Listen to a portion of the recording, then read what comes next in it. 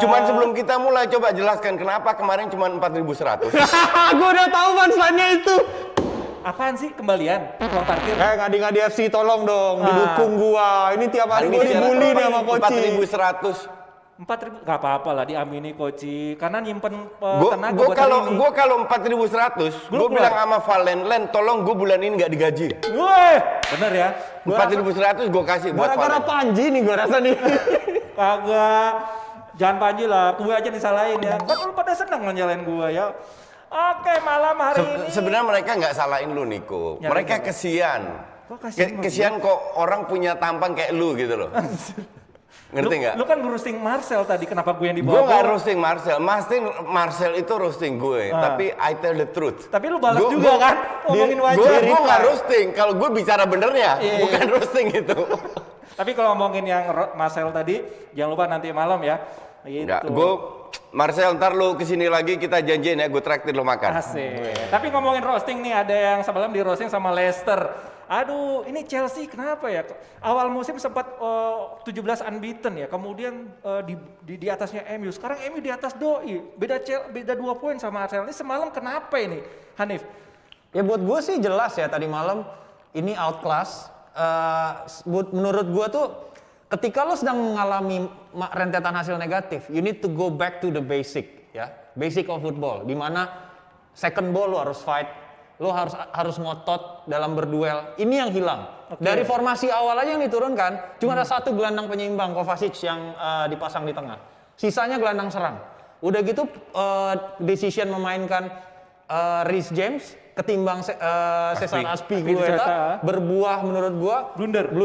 Gol kedua ya. Lu lihat deh ketika Tapi orang Inggris puji-puji Reece James loh. Iya. Katanya wingback lebih baik daripada Alexander Arnold, daripada Kyle Walker. Tapi semalam begitu. ya offensive wise ya debatable lah, oke lah gitu. Tapi gue lu udah harus- dari dulu bilang ini pemain banyak otot, nggak punya otak, sedikit IQ-nya. Dan kemarin kembali terbukti. Cuman lu kalau nonton lu dengerin komentatornya. Komentatornya itu lucu banget. Reece James itu dipuji-puji.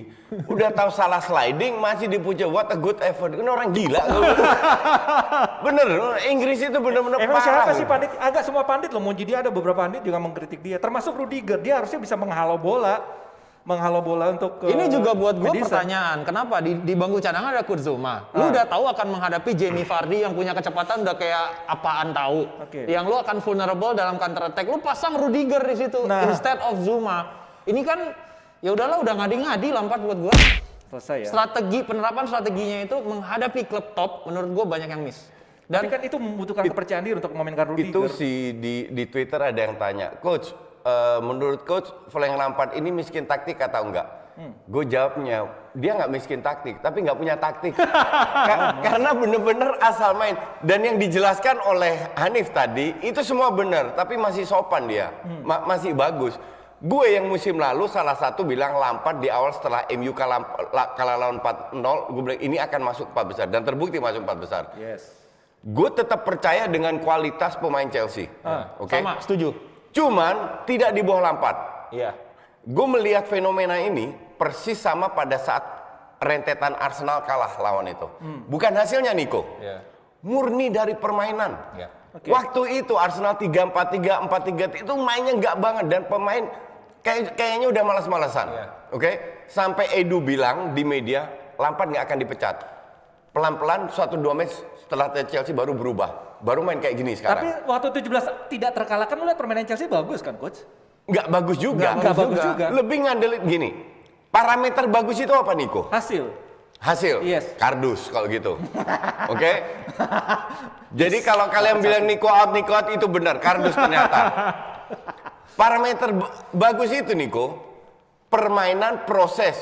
Sirkulasi bola. Dari belakang kiper ke defense, ke midfield, ke depan. Dengan sebuah sistem digabung dengan skill individu. Oke.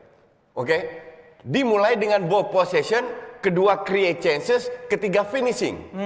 Kalau asumsi ya, Chelsea kemarin bermain bagus, Iya. banyak peluang, Iya.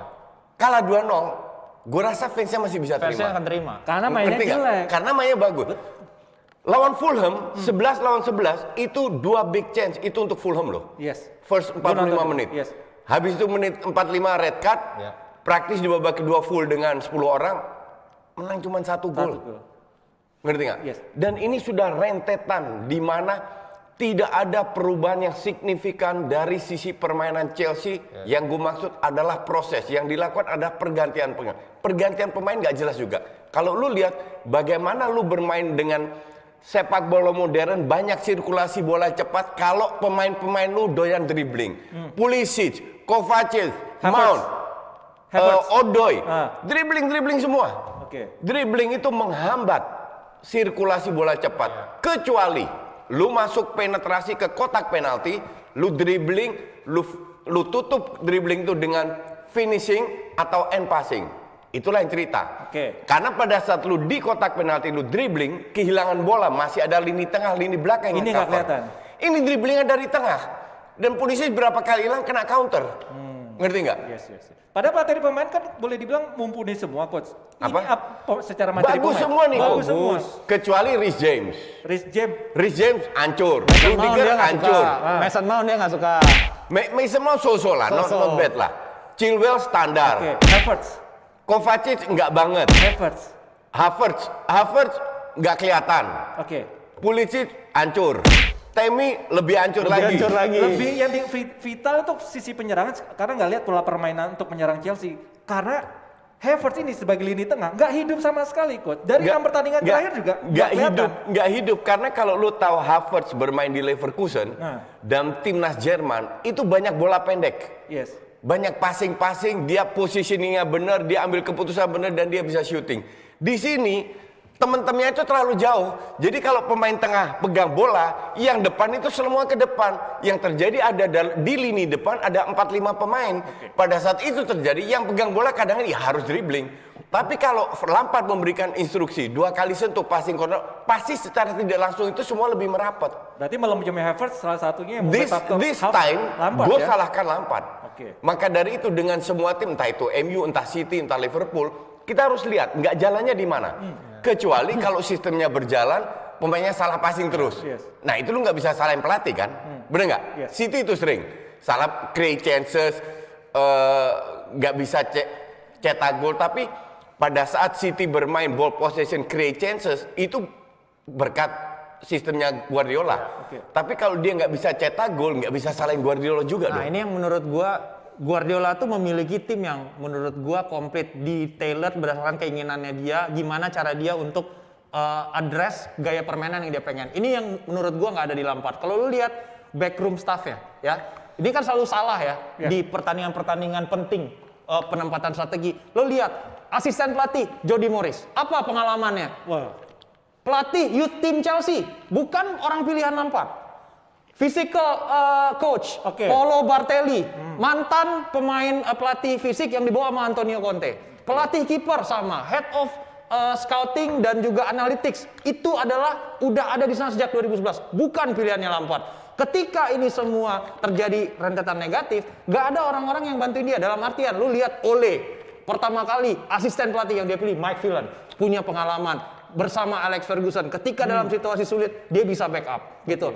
Maurizio Sarri yang dipilih Gianfranco Zola, udah pernah ngelatih first team sebelumnya, Hanif, mengerti Chelsea. Gue nggak begitu setuju sama lo, karena ini juga dilakukan David Moyes.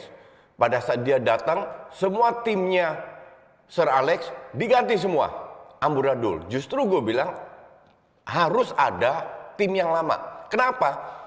Kalau di Sir Alex kan ada Meulenstein namanya, itu head coach latihan. Dia itu tahu, dia itu tiap hari latihan dengan pemain.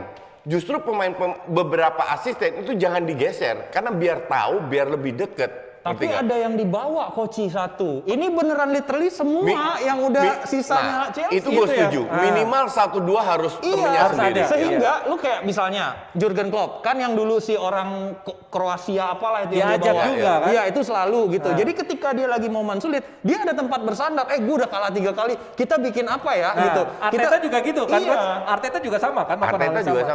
Arteta kalau nggak salah asistennya Achterberg ya, orang Belanda juga. Asistennya Klopp Belanda, Iya. asistennya Arteta Belanda. Jose Mourinho minta Sacramento Sama. secara khusus gitu. Iya. Nah ini menurut gua nggak ada tempat untuk bersandar. Lu lihat deh statementnya Koci terakhir, lu lihat nggak post match press conference, dia bilang, "Are you in a pressure right now?" Yes, dan gua ngerasa pressure-nya semakin tinggi dan gua nggak bisa menjamin masa depan gua. Itu adalah kata-kata Statement dari kekalahan. Lampard. Statement Enggak, itu- kekalahan buat gua. Itu gue rasa Lampard sangat realistis karena dilihat budayanya pelatih di Chelsea itu dengan gampangnya dipecat.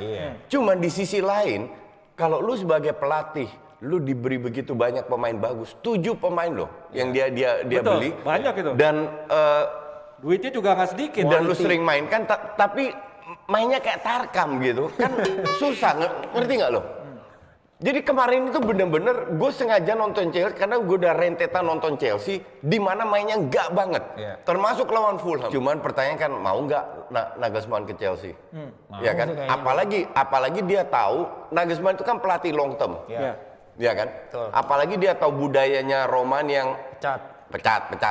Nggak semua pelatih mau kayak gitu loh. Tapi gini coach, Abramovich itu dan manajemen kan tahu bahwa Lampard ini pelatih yang baru kemarin umur jagung, pengalaman nggak ada. Dia harus tahu resikonya dengan mengenangani Chelsea dengan Iya, seperti memang. itu. Betul.